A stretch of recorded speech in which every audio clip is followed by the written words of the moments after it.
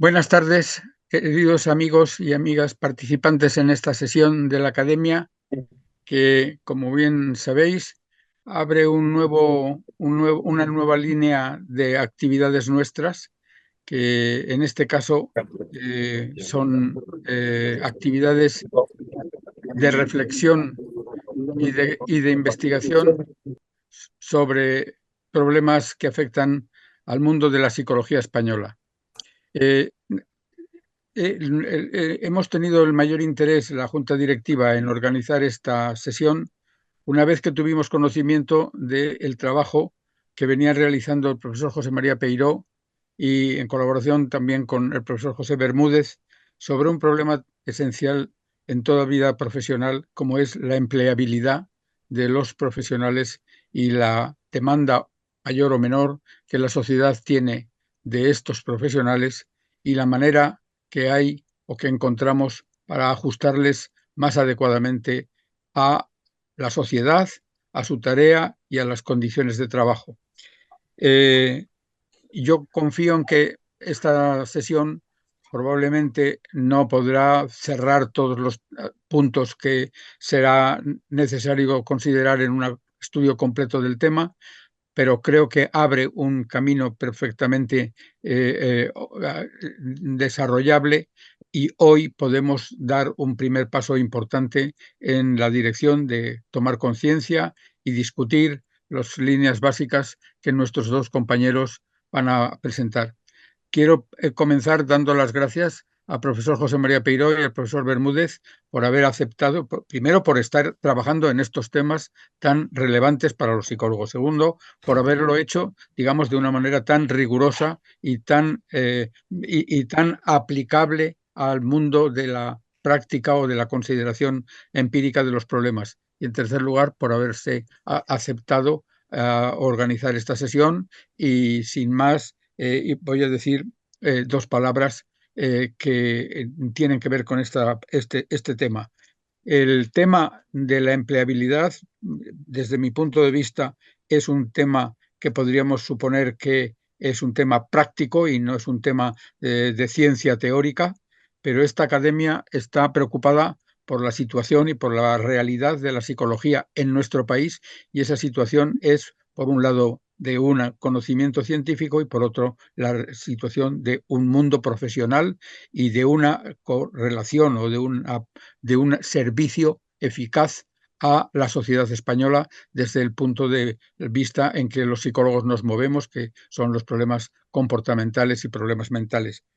En ese sentido, yo creo que de esta charla y de esta presentación espero que salgan ideas que nos permitan de alguna manera activamente desarrollar algún tipo de intervención que pudiera perfeccionar, que pudiera mejorar la situación de nuestros profesionales, que pudiera ajustar mejor las posibilidades técnicas que los psicólogos tenemos a las necesidades sociales de nuestro país y que, en definitiva, de alguna manera hiciera que lo que estamos haciendo en nuestras universidades al crear estos profesionales sea más eficaz, sea más ajustado a las demandas que nuestra sociedad hoy tiene respecto de toda nuestra temática, tanto teórica como profesional. No me extiendo más. Espero que tengamos en esta hora y media que habíamos diseñado un tiempo para presentación de estudios y para posibles comentarios, pero que tengamos quizá los dos ponentes me han sugerido así, que tengamos una media hora final que nos lleve a adoptar posibles resoluciones, posibles definiciones, posibles actitudes que la academia pudiera, en una forma u otra, llevar adelante e implementar. Sin más, muchas gracias a todos los que estáis presentes por estar. Muchas gracias a los dos ponentes por actuar y por habernos facilitado esta sesión de esta tarde, a nuestro técnico Alberto y a nuestra secretaria por haber hecho todo lo necesario en la parte técnica y de la puesta en marcha de esta sesión, que se va a grabar y que en su momento ya pensaremos en ponerla a disposición pública o en la forma que sea. No sé no he visto quiénes son los que están participando. Espero que habíamos pensado no solo en tener a nuestros compañeros de la academia, sino también a personas relevantes del mundo profesional de la psicología, de los colegios oficiales de psicólogos, de los distintos colegios de psicólogos y personas en todo caso relevantes para nuestra profesión. No he visto esta lista, pero a todos los que estén ahora, muchas gracias y sin más, adelante al ponente, don José María Peiró, tiene la palabra. Bien, en primer lugar, muchas gracias a la Academia y desde luego también muchas gracias al profesor José Bermúdez porque ha sido un placer, una satisfacción y una oportunidad de aprendizaje trabajar junto con él, codo con codo y la verdad es que, bueno, con la mejor de las intenciones queremos ahora brindar el resultado de nuestro trabajo y compartirlo con los miembros de la Academia y todas las demás personas que se han interesado por esta cuestión. Yo voy a hacer una introducción muy breve porque la parte importante son los datos que hemos recopilado y compilado y que va a presentar el profesor José Bermúdez y después queremos que quede espacio para el debate y la reflexión. Lo primero, a ver, porque, ahí. Lo primero quiero resaltar algunos aspectos relevantes del contexto y dado que el contexto es la inserción laboral de los titulados universitarios, estamos hablando de los jóvenes y no quiero perder la oportunidad para llamar la atención o para informar que recientemente el Instituto Valenciano de Investigaciones Económicas, junto con la Fundación BBVA, acaba de publicar una monografía sobre la situación de los jóvenes en la actualidad. Arranca de los últimos datos de la encuesta de condiciones de vida hecha por el Instituto Nacional de Estadística y la verdad es que los datos son, bueno, impresionantes y quizás preocupantes. Si voy a dar unos pocos titulares de esos datos, quien esté interesado en la propia transparencia está el link en donde se puede bajar la monografía de forma gratuita. Y es importante ser conscientes de que entre 25 y 29 años, pues la mitad de las personas posee estudios superiores, universitarios o de formación profesional. Luego estamos ante la generación mejor formada. Y eso es una cifra de 4 veces mayor que en 1980. De todos modos, todavía una cuarta parte de los jóvenes tienen solo estudios obligatorios.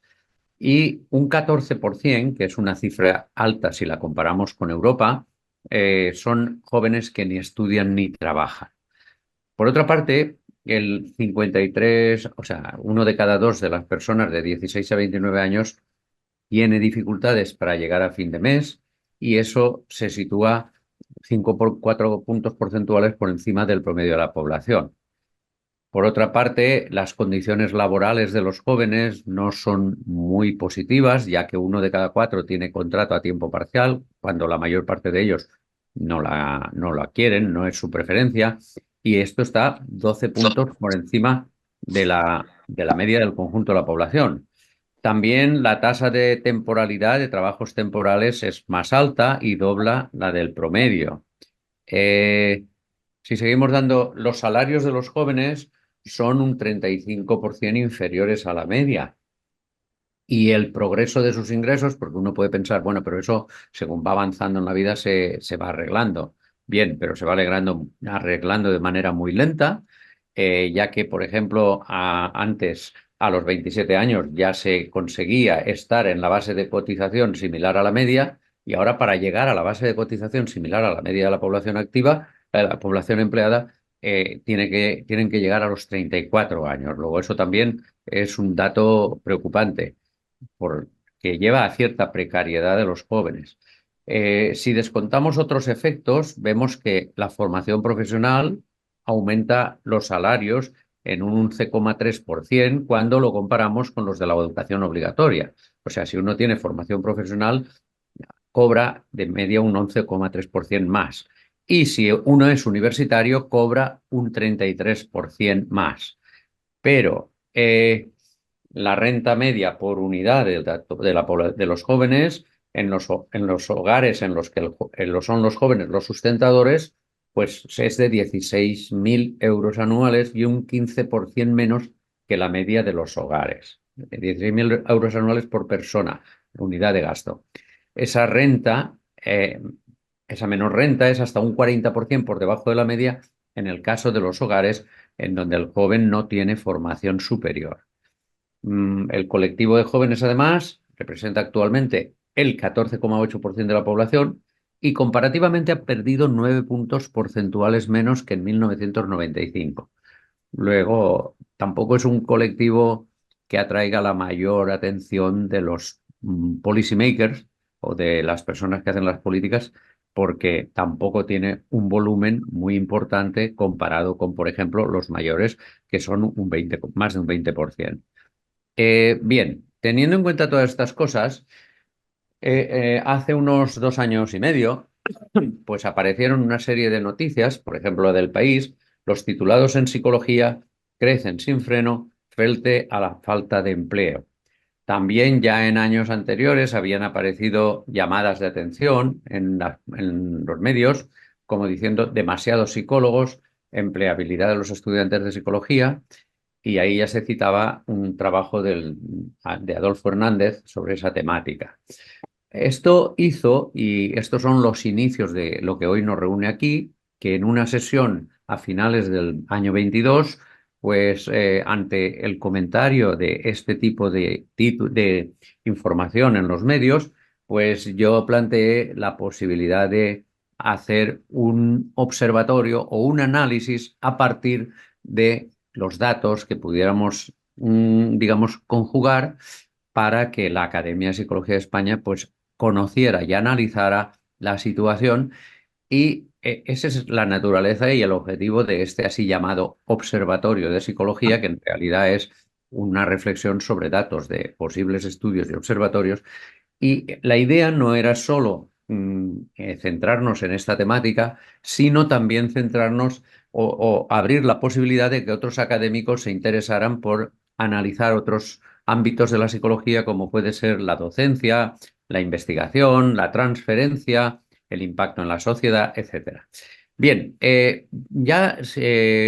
sin más, yo quisiera de alguna manera, a ver si consigo que esto avance. Vale. Y yo quisiera señalar la importancia de analizar y reflexionar sobre esta realidad y apuntar que en las 2 últimas décadas ya se han hecho esfuerzos importantes por conocer este fenómeno de la inserción laboral de los titulados de psicología. Adolfo Hernández, por ejemplo, basándose en datos y publicaciones del Ministerio, ha hecho unos análisis de interés. El propio Ministerio, basándose en datos de la afiliación a la Seguridad Social, podríamos decir datos duros, pues ha hecho un análisis de las tasas de inserción y de los ámbitos y los niveles de la inserción, y después distintas universidades, en especial, y también comunidades autónomas, en especial la Comunidad Autónoma de Cataluña, a través de la Agencia de Calidad de las Universidades, pues tiene unos estudios muy interesantes comparando las distintas universidades catalanas. Otras universidades han abierto sus observatorios, como la Universidad de Valencia, que en el 2003 creó el OPAL, el Observatorio, y también otras fundaciones han hecho estudios sobre inserción laboral. Se han estudiado las demandas y expectativas de los empleadores, y todo eso está permitiendo hacer una visión integrada y sintética de la situación actual, que ahora presentará el profesor Bermúdez. Yo, antes de ya finalizar mi presentación, me gustaría dar las pistas de para qué hacemos esto y cuáles serían los campos en los que podríamos atender en la reflexión de estratégica y que pensemos para la última parte, que será el debate, temáticas como las posibles. El primer punto para mí sería el análisis de qué transformaciones está experimentando nuestra sociedad y, por lo tanto, qué demandas les plantean, qué nuevas demandas pueden aparecer en las próximas 2 décadas para los psicólogos, que sean demandas útiles y necesarias. Y ahí yo apunto muy rápidamente cambios como la digitalización, el tema del cambio climático y la sostenibilidad, La evaluación de la demanda y la necesidad de los servicios psicológicos en los diferentes ámbitos de la vida. Yo creo que está habiendo un incremento cuantitativo y cualitativo de las demandas psicológicas, pero ante ese incremento me pregunto si seguirán valiendo los modelos de prestación de servicios que tenemos actualmente. También hay que preguntarse por la evolución del estado del bienestar, si se podrá sostener ese estado del bienestar, en qué medida las prestaciones serán públicas, privadas o híbridas, las transformaciones demográficas y la multiculturalidad que puede cambiar el tipo de las demandas, la ecología de cómo se atienden esas demandas por parte de las diferentes profesiones, incluso se cuestiona si estamos ante el fin de la era de las profesiones y, por último, en este ámbito, las demandas de los empleadores. Si los empleadores y los propios emprendedores y autónomos están teniendo la capacidad de respuesta a las demandas que tiene el mercado. Si además de eso nos preguntamos, lógicamente, si se transforman las demandas, pues es muy probable y muy necesario que se tenga que transformar la formación de los psicólogos y las psicólogas. Una primera pregunta es, ¿y cuántos psicólogos o psicólogas hacen falta? Numerus clausus, muchas universidades, pero luego las implicaciones de la nueva legislación. La LOSU y los desarrollos normativos van a suponer un cambio importante para los diferentes niveles, el grado, másteres, doctorado, formación continua, microcredenciales. También la formación práctica, porque es para el ejercicio profesional y por lo tanto con supervisión de profesionales, las especialidades y los grados de especialización, la formación en psicología, que es una disciplina, versus la formación para el ejercicio profesional. En Inglaterra, por ejemplo, hay universidades que dicen formamos en psicología, pero no para el ejercicio profesional y no buscan la acreditación de la British Psychological Society, porque no quieren formar profesionales, sino formar en la disciplina psicológica. Por otra parte, una cuestión es si conviene y es necesario y será útil formar a paraprofesionales de la psicología. Y por último, la internacionalización y transculturalidad. Para terminar, todo esto además lleva a preguntarnos ante esas transformaciones y demandas, a ver si consigo ir adelante, si colectivamente, como organización colegial u otras instituciones, también nos hemos de plantear una serie de retos. ¿Qué se espera de la aproximación y el planteamiento colectivo de los colegios, de las instituciones de la psicología ante las posibles disrupciones? Vuelvo a preguntar, ¿estamos ante el fin de la era de las profesiones? ¿Cómo se evolucionará en ese ejercicio profesional? ¿Cómo protegemos la profesión en las competencias exclusivas, pero también preparamos a la profesión y a los profesionales para competir en el mercado en ámbitos en donde las competencias no son exclusivas de los psicólogos? ¿Cómo garantizamos la calidad de los servicios? Y es importante promover la certificación de calidad. ¿Cuánto promovemos los servicios especializados versus los generalistas? ¿Cómo planificamos la formación continua a lo largo de toda la vida profesional y las microcredenciales? ¿Cómo establecemos relaciones con otras disciplinas al tiempo que protegemos el intrusismo? ¿Y cómo gestionamos el hecho de que habrá ámbitos de empleo público, ámbitos de empleo privado y otros ámbitos de prestación de servicios a través de plataformas, etcétera, etcétera?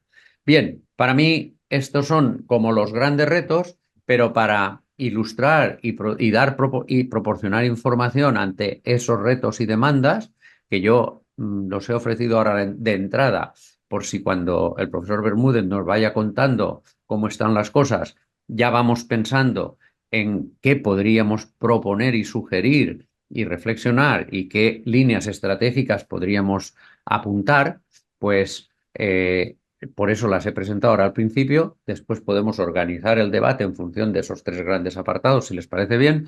Pero antes que nada hemos de buscar la información y vamos a ver las principales características de la situación actual. Con eso yo termino esta introducción y dejo de compartir para que el profesor Bermúdez pueda compartir. Mm, Muchas gracias. Entonces, vale. Pepe, puedes ya compartir. Muy bien, muchísimas gracias. Muchísimas gracias, Elio. Me alegra, efectivamente, como decía a José María, pues haber compartido con él este estudio durante unas semanas, ¿verdad? Para mí ha sido muy interesante y espero que para los que hoy estáis acompañándonos en esta sala, pues resulte también interesante y que el diálogo posterior, como ha adelantado José María, pues sea productivo, que de lo que se trata.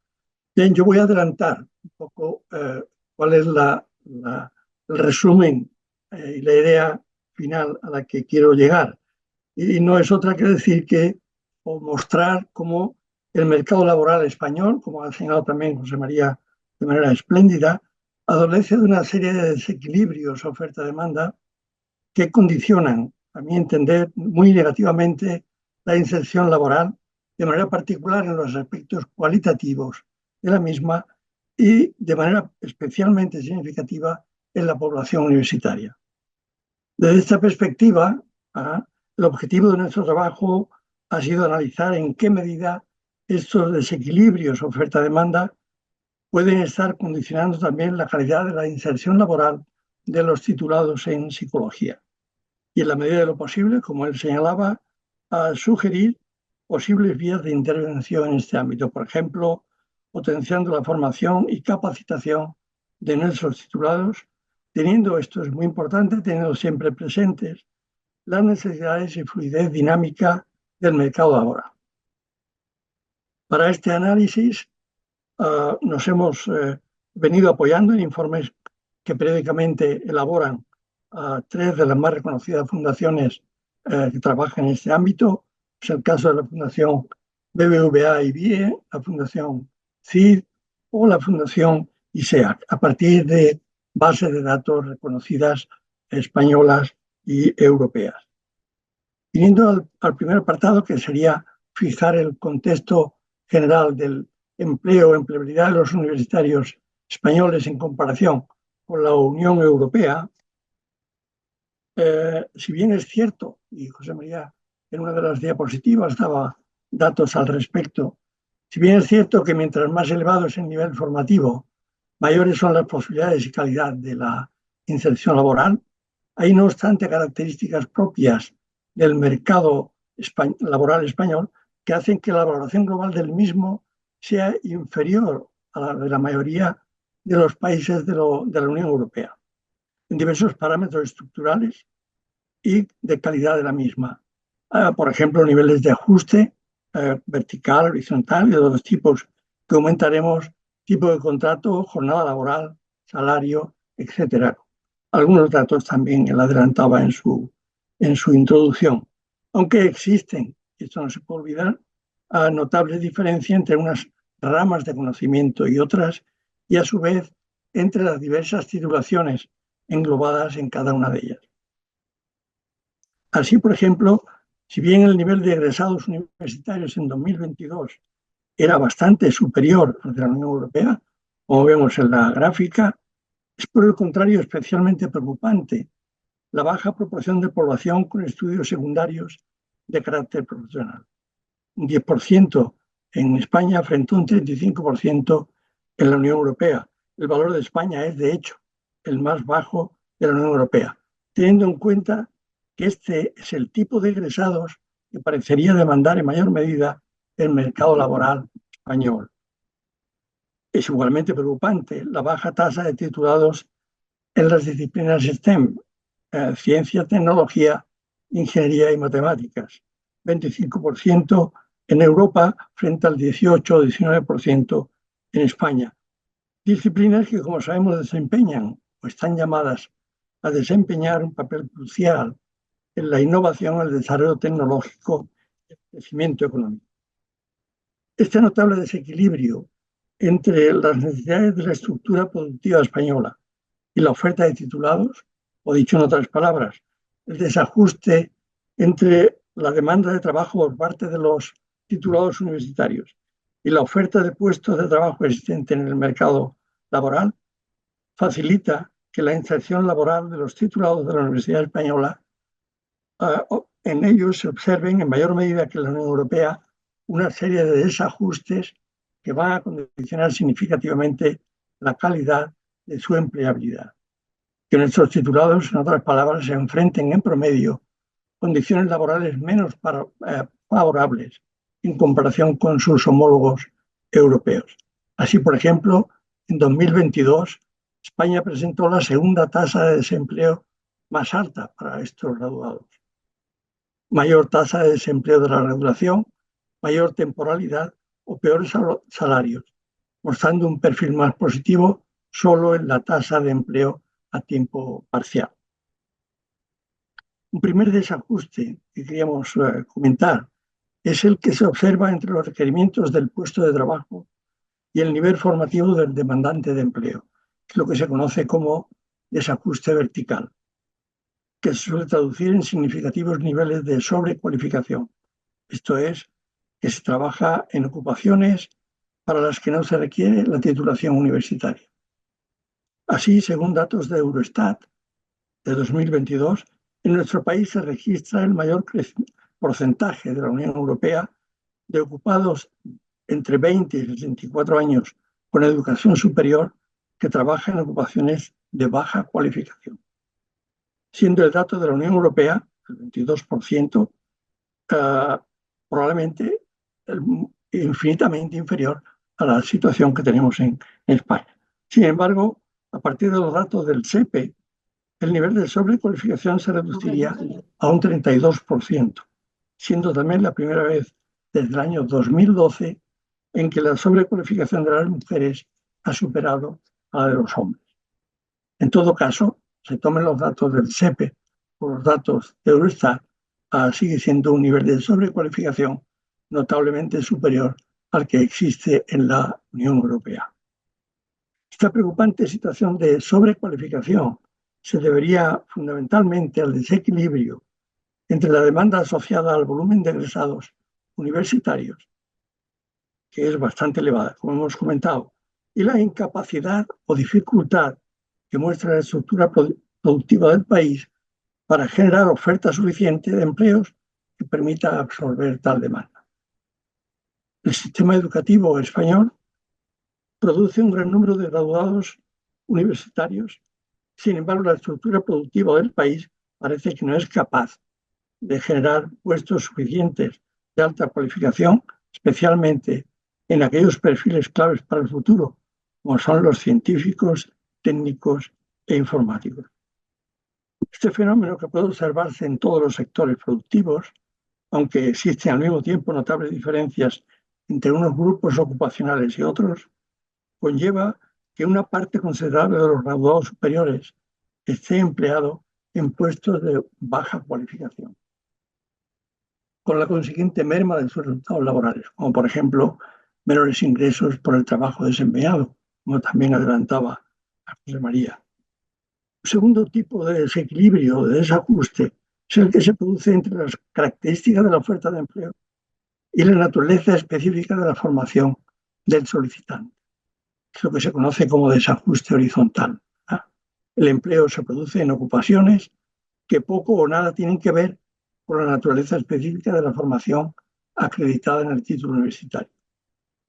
En este segundo caso, aunque su incidencia sea menor y la discrepancia con la Unión Europea sea igualmente menor, como vemos en la diapositiva, la precariedad del mercado laboral español puede favorecer que se elija cualquier ocupación, aunque tenga poco o nada que ver con la naturaleza de los estudios realizados.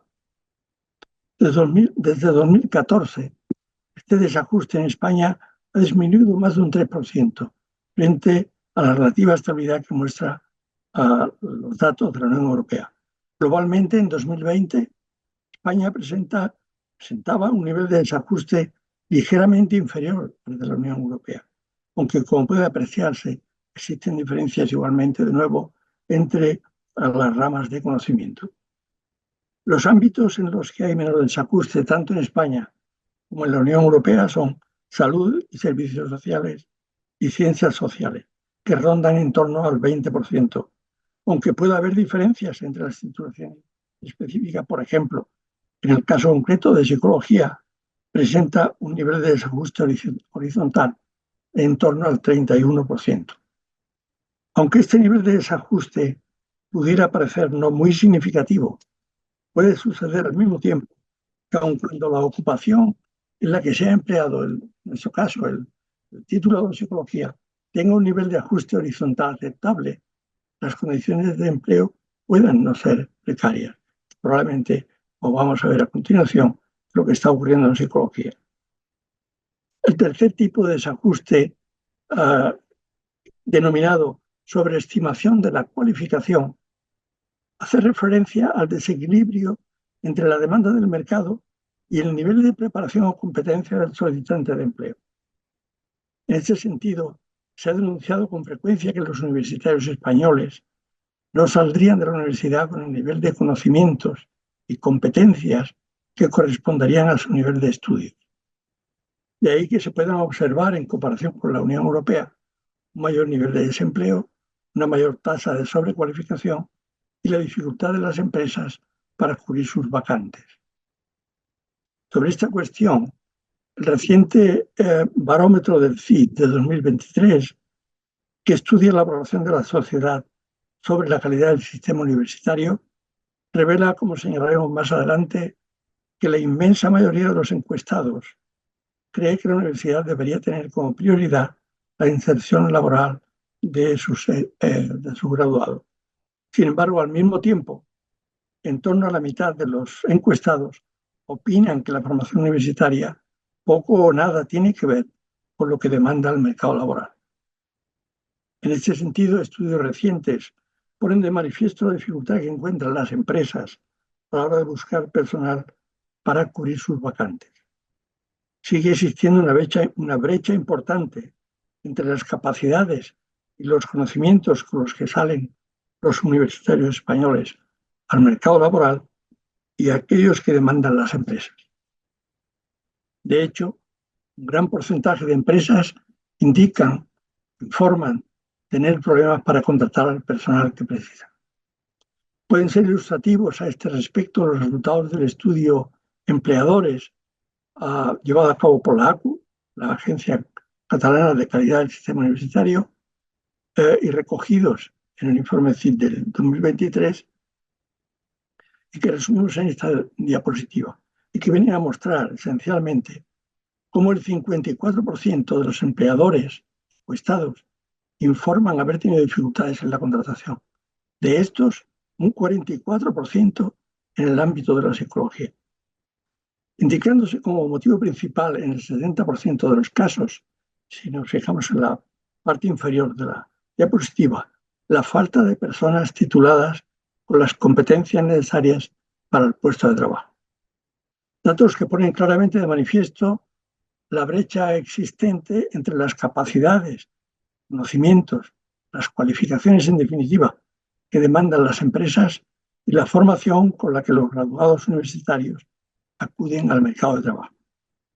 Brecha particularmente acusada cuando la demanda procede de empresas del sector tecnológico, como pone de manifiesto el reciente estudio elaborado por KPMG en el pasado 2023. Una cuarta fuente de desequilibrio viene representada por desajuste entre la evolución del número de egresados, ¿verdad?, y la calidad de la inserción laboral. Como resumo en esta diapositiva, áreas como informática o ingeniería, industria y construcción, que tienen los mejores indicadores de inserción laboral, un 77 prácticamente por ciento de contratación indefinida, 71% de cotización como titulado universitario o un 94% con empleo a jornada completa, han experimentado, sin embargo, una disminución significativa en su número de egresados en las últimas 2 décadas. Informática, por ejemplo, ha disminuido en las últimas 2 décadas un 19%, ingeniería, industria y construcción un 17%. La situación en los últimos 7 años ha mejorado.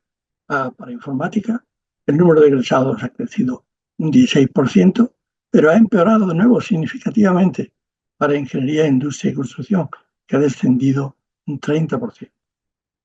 Es notable el contraste entre la evolución descendente que muestran estas titulaciones con una mayor empleabilidad, ¿verdad? Sin embargo, el crecimiento que se observa en áreas como artes y humanidades o ciencias sociales o el propio título de psicología, que tienen indicadores de empleo no tan favorables. Por último, un quinto nivel de desajuste estrechamente asociado al anterior y que podríamos caracterizar por el desequilibrio entre la demanda formativa y la empleabilidad potencial, o en otros términos, la demanda de estudios y oportunidad de empleo. Esto es, los estudiantes se matriculan y las universidades ofertan plazas en estudios que o bien no responden a las necesidades reales del mercado laboral o tienen unas condiciones de empleabilidad precarias. Esto tiende a suceder en áreas como las de arte, decíamos anteriormente, en artes y humanidades, ciencias sociales o en educación, por ejemplo, donde en este último caso el volumen de egresados supera con mucho al de la media de la Unión Europea. Mientras desciende la demanda formativa y consiguientemente el volumen de egresados en áreas con acreditada empleabilidad y que muy posiblemente tendrán una proyección importante en el futuro.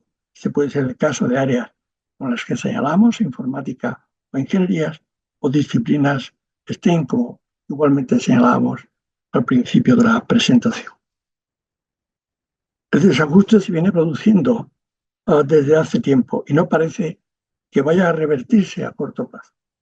De hecho, en el curso 2021-22, por ejemplo, y para el nivel de grado, el 3,3% del total de egresados del sistema universitario pertenecían a informática. Y en ingeniería, industria y construcción, en la última década, el número de titulados ha descendido un 44%.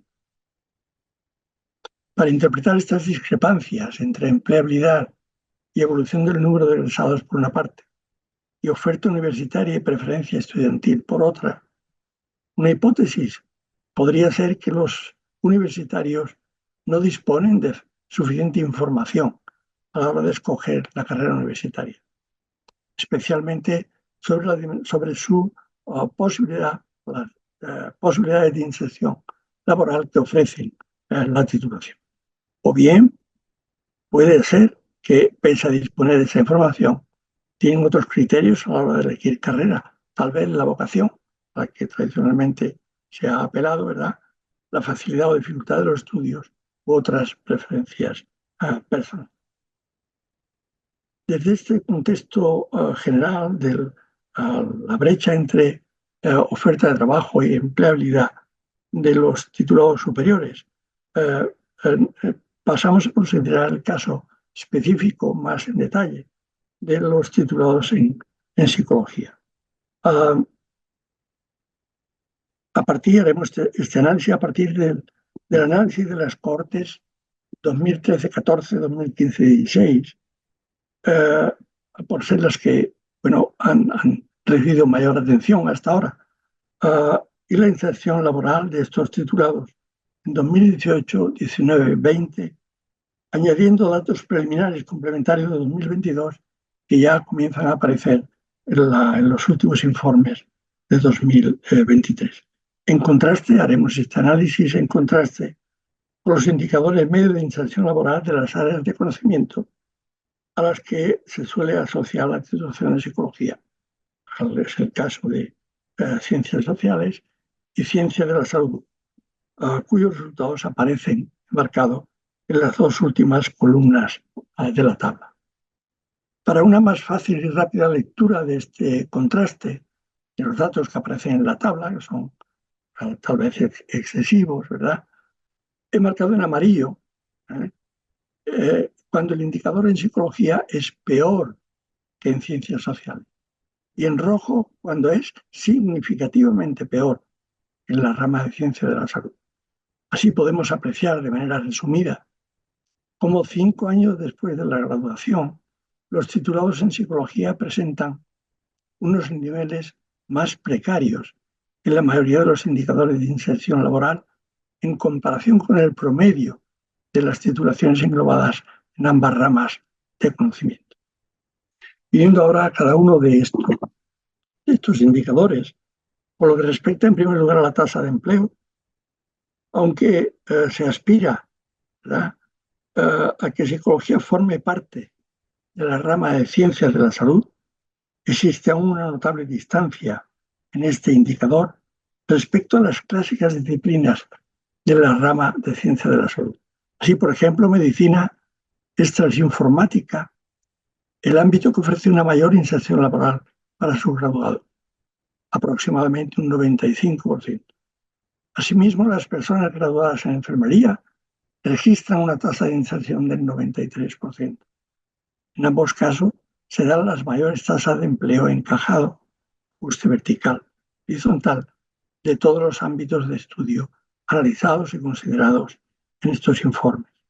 En cambio, en psicología, que si bien presentan unos niveles muy aceptables de empleo 5 años después de la graduación, de hecho, en el año 2019 era de un 83%, dato que en todo caso no nos debe hacer olvidar que ello significa al mismo tiempo que nuestros egresados sufren y mantienen un 17% de paro. Sin embargo, el grueso de los indicadores de calidad del empleo presentan unos índices más bien precarios, o por decirlo en términos más positivos, manifiestamente mejorables, como podemos apreciar de manera particular en los siguientes indicadores. Así, por ejemplo, en torno a un 25% se contratan para tareas que no requieren titulación superior. Así sería un 25% cuando menos de sobrecualificación, tasa que se ha incrementado posteriormente hasta un 30% aproximadamente, que empeora sensiblemente en 2020, alcanzando hasta un 46%. Deterioro igualmente apreciable en otros indicadores como la tasa de temporalidad, el empleo a tiempo parcial o el empleo como autónomo, que podría deberse a la crisis económica asociada a la pandemia, cuando la mayoría de los indicadores del mercado de trabajo empeoraron. España es, como es conocido, de hecho, estuvo entre los países de la Unión Europea con variaciones más acusadas. Deterioro que, si bien se ha ido recuperando poco a poco, todavía no se han recuperado los niveles prepandémicos en los distintos indicadores que he señalado. Igualmente, los graduados en psicología presentan una significativa dificultad para encontrar empleo acorde con la naturaleza de los estudios. En torno al 31% se contratan en ocupaciones sin ninguna o escasa relación con la naturaleza de la titulación. Finalmente, por lo que respecta al salario, los titulados en psicología figuran entre los titulados peor posicionados en este indicador. Así, en torno al 71% de los titulados cobraban menos de 1.500 euros mensuales 5 años después de la titulación. Conjunto de indicadores cuya ponderación global expresada en el índice sintético condiciona la débil posición que ocupa la titulación en el ranking global de titulaciones. De hecho, si miramos el dato, figura en el puesto 82 de 101 titulaciones. La disponibilidad del título de máster en este contexto tiene una incidencia poco significativa, salvo por lo que respecta a la mejora que introduce en dos de los indicadores de inserción laboral. Por una parte, la base media de cotización anual, como sabemos, es un indicador aproximado del salario bruto anual que mejora ligeramente, y el nivel de ajuste vertical, que se traduce en una disminución en nivel de sobrecualificación.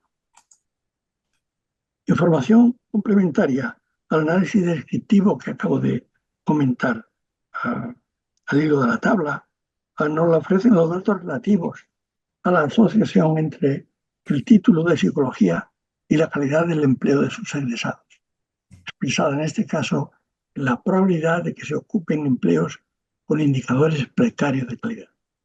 En el caso de psicología, la probabilidad de tener un empleo con salario inferior a 1.500 euros sería del 71%, frente, por ejemplo, al 6% en medicina, de un 35% de tener un contrato temporal frente al 13% en informática, del 26% de trabajar en régimen de jornada parcial.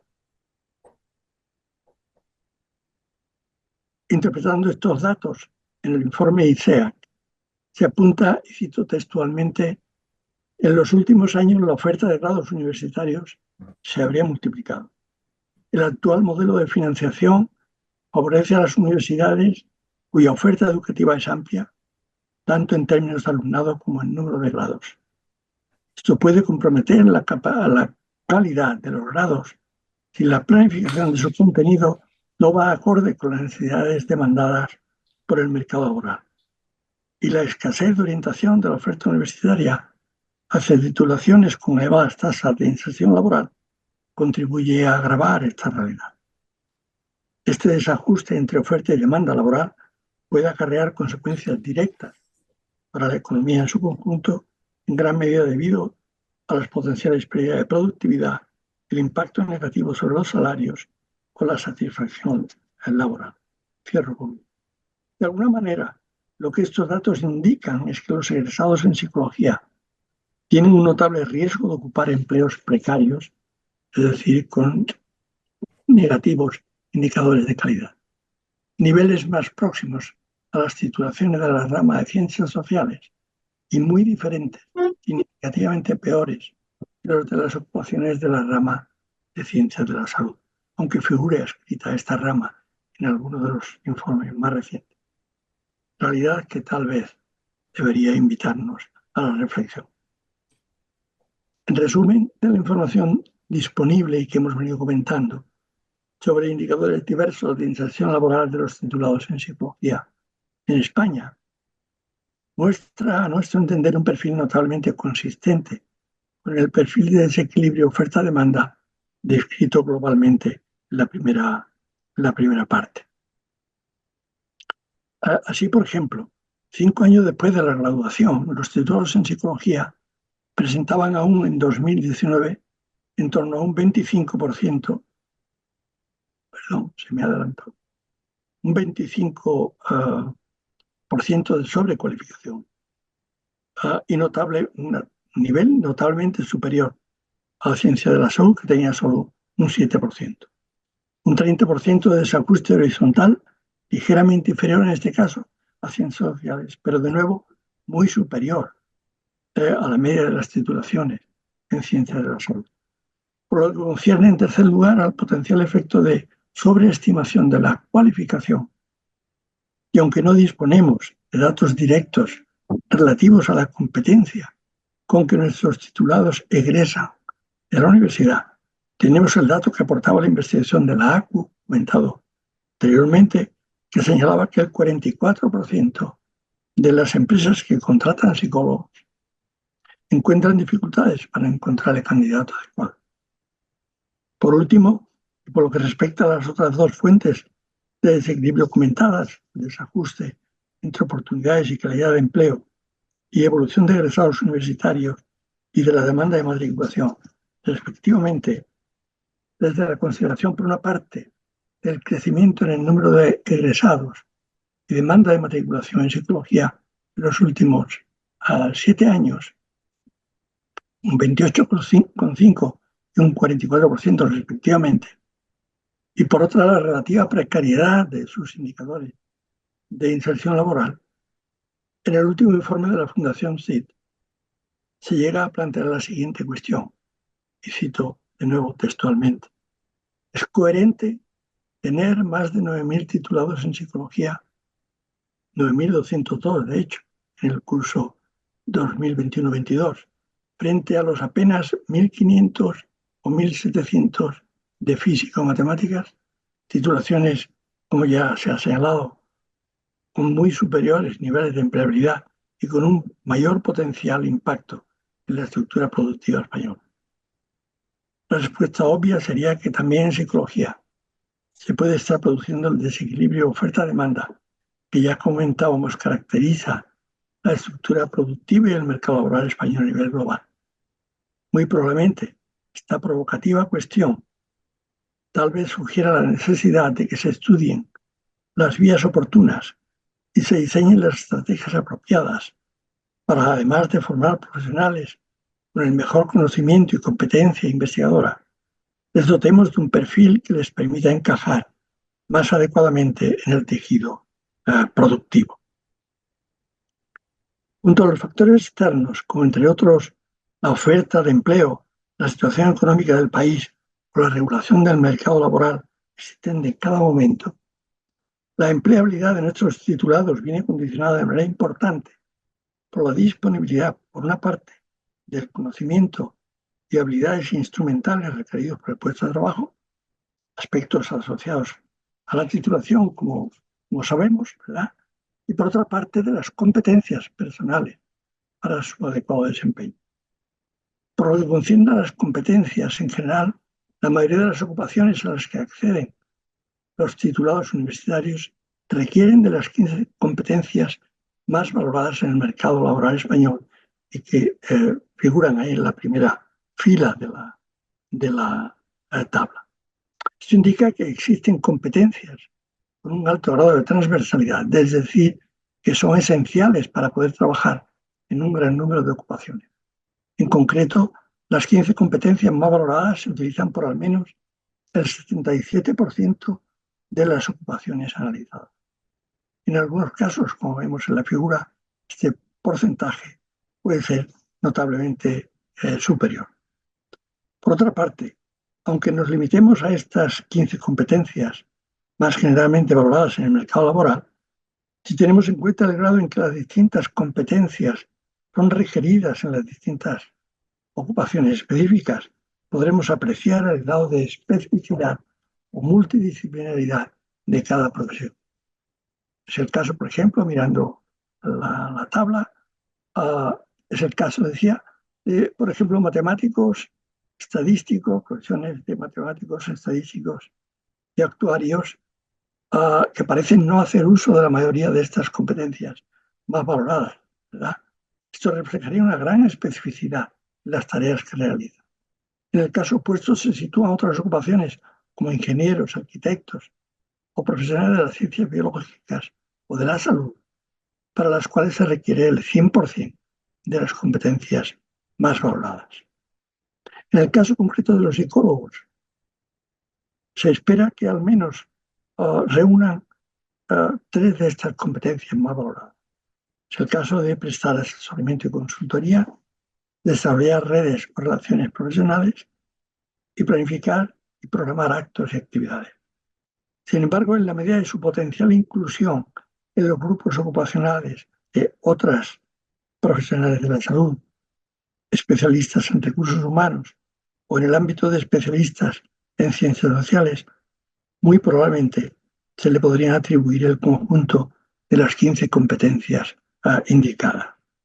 No obstante, en este caso, nos enfrentamos a una dificultad importante a la hora de definir las competencias específicas que facilitarían su inserción laboral y la adecuada implementación del puesto de trabajo, debido particularmente al escaso conocimiento que aún tenemos acerca de la extensión y naturaleza de las diversas ocupaciones para las que son contratados los psicólogos.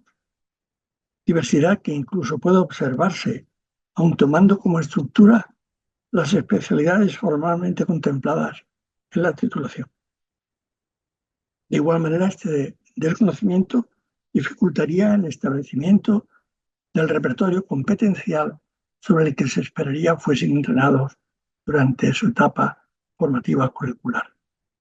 Ante estas dificultades, el recurso más frecuentemente empleado es apelar al repertorio de competencias contempladas en el modelo EuroPSI y analizar el grado en que tales competencias se aplican a cada empleo concreto. Una vez, obviamente, tengamos definido con claridad el repertorio de ocupaciones en las que podrían emplearse los psicólogos, con unos niveles adecuados de calidad y desde las que puedan prestar un positivo y beneficioso servicio a la sociedad. Quería detenerme brevemente en un par de cuestiones relativas a potenciales factores moderadores, pero observo que me voy pasando del tiempo y creo que es mucho más interesante el debate o el coloquio final. Incluso como estos datos se pueden ver en otro momento, voy a pasar directamente al último punto, que sería, bueno, resumen y sugerencias, si encuentro ahora la diapositiva. Entonces, resumiendo los datos comentados en la presentación y para introducir el coloquio que ya ha adelantado y ha organizado estupendamente José María en la presentación de esta sesión, me remitiré al resumen y propuestas que sobre la evaluación que la sociedad hace del sistema universitario español y su potencial contribución a la inserción laboral de los titulados universitarios se recoge en el último informe de la Fundación CID.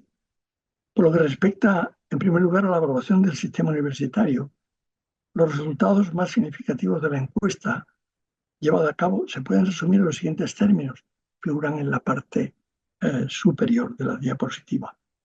El 70% de los encuestados considera que la enseñanza que se da en la universidad es poco práctica y muy teórica. El 48% de los encuestados cree que la formación recibida se ajusta poco a las demandas del mercado laboral. Este porcentaje se eleva al 53% cuando los encuestados son titulados ya universitarios, ¿verdad? El 90% de los encuestados considera prioritaria la inserción laboral y el desarrollo profesional de los titulados.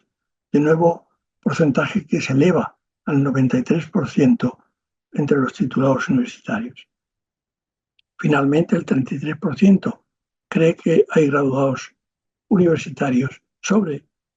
muchos graduados universitarios sobrecualificados, porcentaje que de nuevo se eleva al 38% cuando el encuestado es titulado universitario. A partir de aquí, en algunos de los informes pues se hacen sugerencias y al hilo de los datos presentados, yo creo que nosotros también podemos sugerir algunas al respecto. Una de ellas sería, parece obvio, cuidar la orientación y formación para el empleo. Es decir, no se puede dejar todo a la creencia de que el alumno o el que se va a matricular se va a guiar por su vocación. Usted sabe lo que es eso, ¿verdad? Por otra parte, es imprescindible aproximar y adaptar la oferta universitaria que tienen las universidades, conocimientos, habilidades, competencias, a las cambiantes demandas y necesidades del mercado laboral de la sociedad, aspecto que probablemente va a incidir directamente en la necesidad de flexibilidad en la configuración, por ejemplo, de los planes de estudio y en su posible adaptación permanente a medida que va cambiando la demanda del mercado laboral. Y en tercer lugar, atraer estudiantes a las áreas con mayor empleabilidad potencial. Y esto, en resumen, es todo lo que yo quería trasladarles hoy, con el propósito de que sirviese como contexto, como ya se indicó también al principio, contexto dibujado sin duda de manera incompleta, pero entiendo que probablemente suficiente para abrir un espacio de coloquio que esperemos sea productivo para todos. Muchísimas gracias.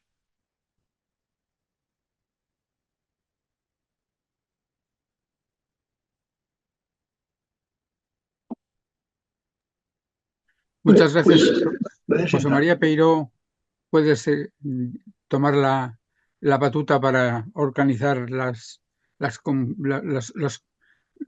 comentarios y en principio todos los aquí presentes que ahora quieran hacer una pregunta o un comentario breve para que quepamos todos, podríamos hacer una lista y poner los nombres y José María, ¿podrías ir preguntando? ¿Te parece posible algo así?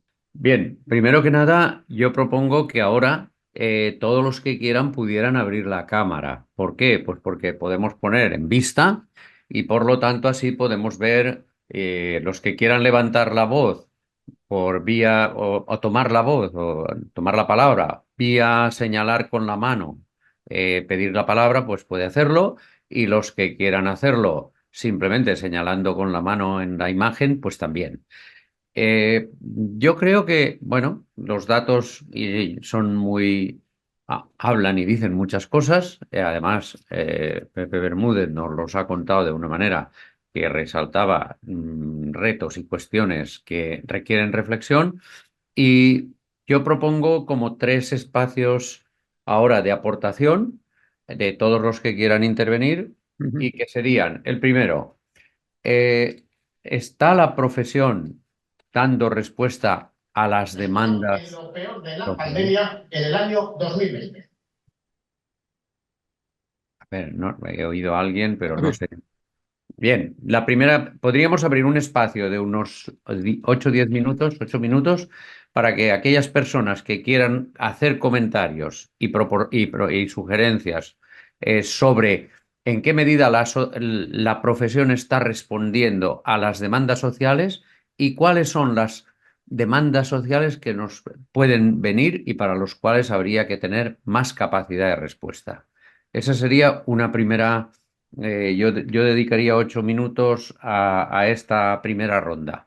Así que abro el turno de petición de palabras y todas serán muy bienvenidas. José María Prieto ha levantado la mano. José María, activa tu audio y tu vídeo, por favor. Bien, ya a José María y a Bermúdez le envié cuando vi el material algunas observaciones. Mi planteamiento es totalmente distinto al expuesto por la ponencia, porque aquí estoy oyendo hablar, no sé quién estoy oyendo hablar. Y te ha cortado el audio, disculpa, sigue. Entonces, por dos motivos. En primer lugar, por una vieja distinción, pensamiento convergente y divergente. Los nuevos puestos de trabajo los crean los de pensamiento divergente y como ya Peiró y yo mencionamos en una conversación anterior, el viejo planteamiento de Robert Reich, desconozco cuál es el contenido de los puestos a 5 años vista, por una de dos, o lo resuelven mis alumnos o lo resuelven otros. Esto figura desde hace más de 30 años en mis asignaturas. Y voy a contar y definir por qué los estudiantes de psicología no tienen pensamiento de crearse su propio estándar y su propio hueco en el mercado. Es decir, tienden a ser pensamiento convergente y no divergente. Y les voy a decir trabajos concretos con los alumnos. Por ejemplo, para obtener sobresaliente tenían que tener en la década de 1990, coger una técnica de Internet. Estábamos empezando. Busquen una aplicación a la educación, porque nunca he dado a clínico, siempre ha sido trabajo y educativa. Y busquen qué aplicaciones tendrá eso a 5 años vista. La mayoría, en la pregunta 1 y 2, podían hacer la cosa, un pequeño desarrollo. Pero en la 3, que era ver a 5 años vista, eran incapaces, la gran mayoría, de concebir cómo se aplicaría o desarrollaría esa técnica. Y estoy hablando de la época de Internet, porque estoy hablando de la década de 1994. Y, y un ejemplo ligado a ello es cuando yo creé, y ahí con el profesor Carpintero, ¿se acuerda cuando el tema de Fania y Studium y todo el tema del Forcen? Conseguí un aula completa de informática para el aula joven del Colegio de Psicólogos de Madrid y no lo quisieron utilizar durante más de 5 años porque decían que la informática para ellos, que eran veinteañeros en el Colegio de Madrid, no les interesaba para nada. Siguiente ejemplo. Volviendo de un congreso internacional donde yo me traía los materiales de Psychology of Management, una nueva división que había surgido donde se demostraba que los psicólogos eran bienvenidos en el territorio del management, estuve trabajando con los materiales que todavía no se habían hecho. Y de un grupo de 40, ni uno solo quiso interesarse en el Psychology of Management, lo cual quiere decir que no están interesados. Cuando después, en la década de los 2000, puse a trabajar a los alumnos en el tema específico de cójanse las 54 divisiones de la APA, vean qué similitudes tienen con lo que a ustedes les gustan, y eso dedicaban 3 horas. Y otro día, y a lo que no les gusta y que les sorprende, y vean los congresos, los libros, los contratos, porque están los informes del director de la división. Y solamente en más de 10 años hubo alrededor de 300 y pico, de los cuales como 2 o 3 dijeron, psicología económica es la que acaba de sorprenderme. Y cuando yo les he dicho, señores, miren por aquí los otros 52, cuatro divisiones, no han querido mirarlas o las han mirado y no han sido capaces de ver qué importancia tenían para ellos. ¿Por qué? Porque estaban con la obsesión que el Colegio de Psicólogos ha creado en gran parte de que psicología igual a clínica, psicología igual a salud, psicología igual a neurociencias y el resto de las salidas profesionales no son de relieve. Siguiendo con ejemplos concretos, otra plataforma que les entregué, hay una plataforma de training en la cual está el software y entonces estaban trabajando software para su propio para formación en puestos, software para desarrollo personal y software para desarrollo profesional. Lo mismo, lo trabajaban en clase, pero después no eran capaces de entregar en sus proyectos de carrera nada ligado a las nuevas tecnologías. Y ahí tenían clasificada cada año, hacíamos un grupo de clasificación de aquellas técnicas que iban a más, que iban a menos. Pero nuestros queridos psicólogos no han sido capaces de meterse en ello porque siguen en la línea de pensamiento convergente, es decir, los puestos similares a los que han hecho nuestros maestros, a nuestros profesores, y no los que tenemos que inventarnos. Y eso es mi planteamiento y que ya se lo comenté a ambos. Muchas gracias. Muy bien. Si hay alguna intervención breve más sobre posibles demandas y retos, a ver, Antonio Ferrer y José Navarro. Ya me he pasado de los 8 minutos que he dado, pero da igual. Vamos a escuchar estas dos intervenciones y luego pasaríamos a la formación y, si da tiempo, después a la respuesta institucional y colegial. Antonio.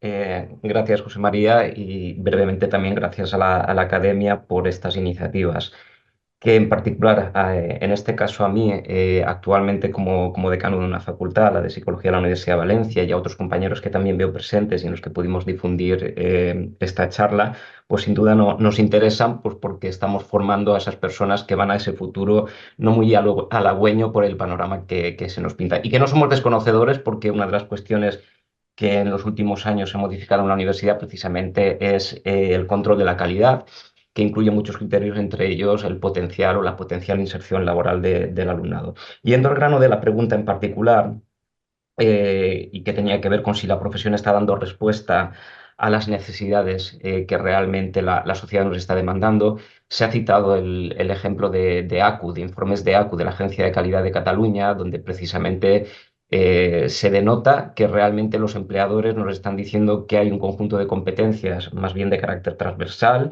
no específicas, que realmente hemos de hacernoslas mirar porque no les estamos dando respuesta, empezando por las habilidades comunicativas e interpersonales, y que nos tendrían que hacer reflexionar. Y en este caso, como en este momento aquí estamos personas de colegio profesional, personas de la Academia de Psicología, muchos de ellos también académicos en el sentido de ser profesorado universitario, pues desde luego deberíamos seguir reflexionando algo. Y tenemos un problema básico que, como la mayoría precisamente somos universitarios, no creo que le extrañe a nadie.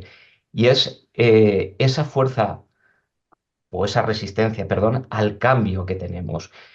No es nuevo el espacio europeo de educación superior, no es nuevo lo que está sucediendo en la universidad. Cuando realmente se nos planteó una modificación del modelo universitario, se nos pedía una formación más orientada a competencias de carácter general, entre las cuales, y ahora tomo las palabras del propio José María Prieto que acaba de comentar, tiene que estar la apertura y la crítica. Vamos al ejemplo, él ha dicho mucho el ejemplo de los años 90, vamos al actual. Yo estoy oyendo a profesorado nuestro y a compañeros que está diciendo, por favor, se prohíbe el uso de la inteligencia artificial. Por el amor de Dios, no podemos prohibir, desde luego eso sería lo más convergente que podría haber. No, va a marcar el futuro. Lo que tenemos que hacer es aprender junto con nuestros estudiantes, porque nosotros también somos neófitos en ello, a controlar y saber cómo poder trabajar y hacer uso de esa inteligencia artificial. Por concluir, porque estábamos pasados de tiempo, desde luego necesitamos, una de las primeras cuestiones que necesitamos es seguir pensando y reflexionando, hacer un análisis interno en la formación acerca de para qué estamos formando. Se ha comentado también, si formamos para la disciplina, como el caso del Reino Unido, que muchas universidades ha comentado, el propio José María dice, no, yo formo para la disciplina, no formo para la profesión. Tenemos que tener un análisis básico, porque la inercia nos lo están diciendo los datos que se han comentado. Estamos formando básicamente para la disciplina. Si no, no nos dirían nuestros estudiantes y nuestros empleadores que hay un desequilibrio entre la formación teórica y práctica. No tendríamos ese tipo de impresiones. Entonces, necesitamos esa reflexión clara de para qué estamos formando y vencer esas resistencias que tenemos y que son propias del mundo universitario y las conocemos. Me callo ya porque otras personas querían intervenir. Muchas gracias, Antonio. José Navarro había pedido también la palabra. Sí, bueno, agradeceros ¿me escucháis bien, verdad? Sí. Sí, agradeceros la iniciativa y demás. Yo, por ser muy breve y demás, las demandas sociales que nos vendrán, José María, esto has puesto una lámina por ahí que en parte ya un poco respondía a esta pregunta: digitalización, esto que está saliendo de enseñar, digamos, pensar en que las profesiones que vendrán no son las que conocemos y que efectivamente el mercado laboral ahora es bastante distinto y será todavía más distinto, el impacto que está teniendo toda la nueva tecnología y toda esta serie de cuestiones, ¿no? Pero yo me gustaría aprovechar para haceros dos preguntas de aclaración para tratar de entender mejor, ¿no? Por ejemplo, el profesor Bermúdez ha dicho que la formación de máster no mejora la situación, lo cual me ha llamado la atención, la formación específica de máster, porque si esto ocurre, ya entiendo que esto pase con los graduados, pero si la formación de máster no mejora la empleabilidad de nuestros empleados, de nuestros estudiantes, esto me ha llamado la atención, porque entonces es que los máster no lo estamos haciendo bien, porque debería ahí ser, digamos, entrenar y enseñar en competencias más y desarrollar competencias más específicas, ¿no? Y luego tengo curiosidad, José María, por el modelo inglés que tú has mencionado, que lo ha mencionado también el colega, de enseñar en la disciplina, pero no para la profesión.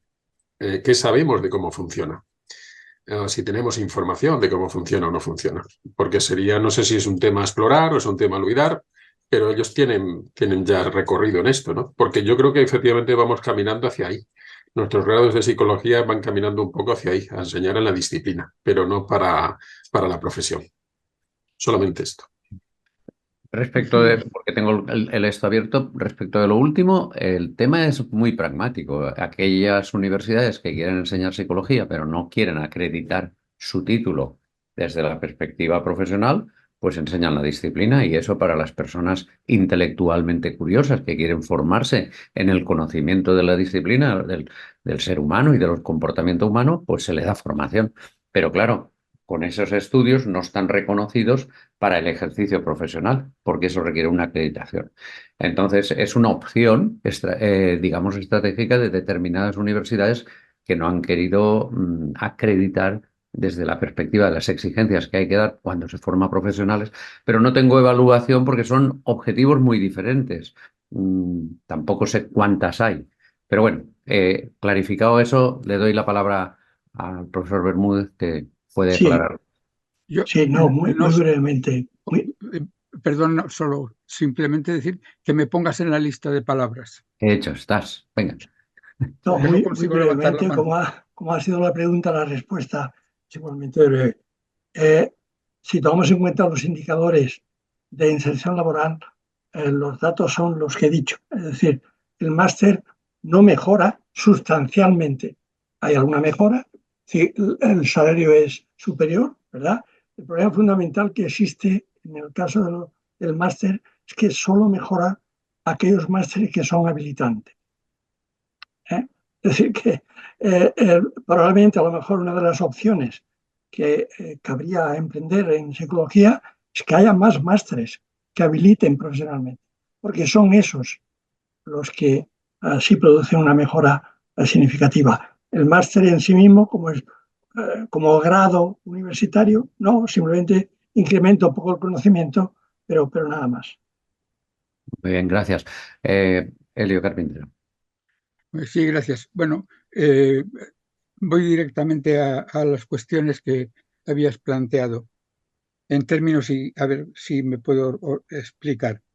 La pregunta inicial es qué tipo de psicólogo y qué psicólogo está pidiendo nuestra sociedad. La primera solución o el primer punto que parece importante es decir, nosotros creemos que tiene que haber psicólogos en alguna de las dimensiones en que hay ministerios o mundo institucional oficial que podríamos demandar que hubiera. Por ejemplo, podríamos demandar primera solución, que hubiera institutos provinciales de psicología, podríamos pedir que hubiera psicólogos haciendo cuestiones en vida de familia, etcétera, etcétera. Por tanto, una primera cuestión es qué podríamos nosotros hacer de cara a los ministerios del Estado. ¿Qué podríamos ir a pedir para que los psicólogos estuvieran allí haciendo algo? Una primera solución. La segunda solución es nosotros vayamos al mercado y entonces en el mercado público veamos qué pide el mercado de los psicólogos. Y entonces cuando pide el mercado ciertas cosas, en algunas de ellas los psicólogos tendrían algo que hacer. Por ejemplo, el mercado pide teléfonos de la esperanza. El mercado pide, por ejemplo, algún tipo de publicidad para que la gente se entere de que hay el psicólogo. En estos momentos hay una profesión, como lo están haciendo en los teléfonos, en las radios, puedo decirlo, que está diciendo cuán importante es el farmacéutico. Y entonces el farmacéutico debe ser el amigo del usuario. Nosotros podemos hacer una publicidad del psicólogo en el mismo sentido y podríamos, o mejor hecha por supuesto, sin duda, pero una publicidad. Nosotros podríamos hacer también una publicidad en el que ha habido en el mundo, en la presentación que hubo hace muchos años en el mundo americano de la figura del médico. Hubo una serie de figuras de películas que presentaban un médico maravilloso que era el doctor Welby. Y el doctor Welby resolvía gran número de problemas y eso creó una figura atractiva. Nosotros no hemos hecho nada para tener una figura de psicólogo atractivo que pueda ser presentado y atraer a una publicidad. Y en tercer lugar, y finalizando, aunque más cosas se me puedan ocurrir, pero nosotros somos un país que vive atendiendo a las estructuras formales y en la universidad mucho más. La universidad tiene en estos momentos toda una serie de cátedras. Desde hace muchísimo tiempo yo he pensado que, a pesar de que parece todo cubierto, una cátedra de psicología aplicada sería probablemente conveniente tenerla. Una cátedra que además estuviera en relación con educativa, con la clínica y con la organizacional, pero una cátedra que tuviera explícitamente, temáticamente, la idea de que tiene que hacer psicología aplicada y preparar psicólogos aplicados. Bueno, son 4 o 5 ideas que se me han pasado por la cabeza y que Muchas hay que hacer gracias. por lo que valgan lo que valieren. Bien, en los 6-7 minutos que nos quedan, si queremos cumplir el horario de cierre, bueno, tengo la palabra de José María Prieto, pero yo ya abriría a los otros campos de la formación, incluso si se quiere del ámbito institucional, donde tenemos los retos y qué podemos hacer. José María. Al ejemplo que ha puesto el profesor Carpintero, en el 2007 se creó la figura del agente de igualdad en las empresas. Que yo sepa, ni en Psicología de la Complutense, ni en ninguna otra facultad de psicología se quiso tomar, a pesar de que esa perfil profesional, a pesar de que la autoría de esa ley en gran medida está en manos de un colega que conocemos todos, que es Javier Cantera. Él y otra de las empresas se hizo la ley. Ninguna facultad de psicología quiso meterse ahí. Los de derecho dijeron, esto es mío. Y todos los que están con temas de género no quisieron ninguno meterse en temas de agentes de igualdad. ¿Por qué? Porque no era clínica, era el criterio de corte, no era salud. Muchas gracias. ¿Hay alguna palabra más? A ver, yo tenía un comentario que si hay más palabras me lo guardo, pero si no, el tema de los másteres a mí me suscita otra cuestión. Con mucha frecuencia los másteres que proporcionamos son el 5.º curso o el 5.º curso y medio después del 4.º curso. Con lo cual no ha habido mucha, porque los practicums en el grado son muy limitados, con lo cual apenas ha habido experiencia profesional de los egresados, sino que continúan. Si además eso, desde el punto de vista de los profesores, también seguimos siendo los mismos profesores y no veo que haya una gran incorporación de profesionales en esa formación de los másteres, probablemente ahí tenemos margen de mejora si los másteres los podríamos orientar hacia la formación profesional y el desarrollo de competencias profesionales. No olvidemos que las competencias se aprenden haciendo, no estudiando solo, haciendo. Y ese es el gran reto. Junto a eso, yo creo que José María Prieto abre un tema muy importante y es estar sensible a las oportunidades que salen de práctica profesional y ámbitos de intervención profesional en los que los psicólogos podemos concurrir, aunque no sea digamos, en régimen de exclusividad, pero sí en régimen de concurrencia competitiva, llevando nuestra capacidad de resolver esos problemas. Y ahí yo creo que tenemos un tema que la innovación de los másters podría estar atento. No sé. ¿Más palabras? Hay otra acción que yo veo muy interesante en el momento en el que estamos, la LOSU, si estáis al tanto, abre todo el tema de los microcredenciales. Y sería muy interesante con colegios profesionales justamente dar mucha cancha a microcredenciales en competencias muy básicas y demás, porque ahí hay otro recorrido de mucho interés también. Sí, muy bien.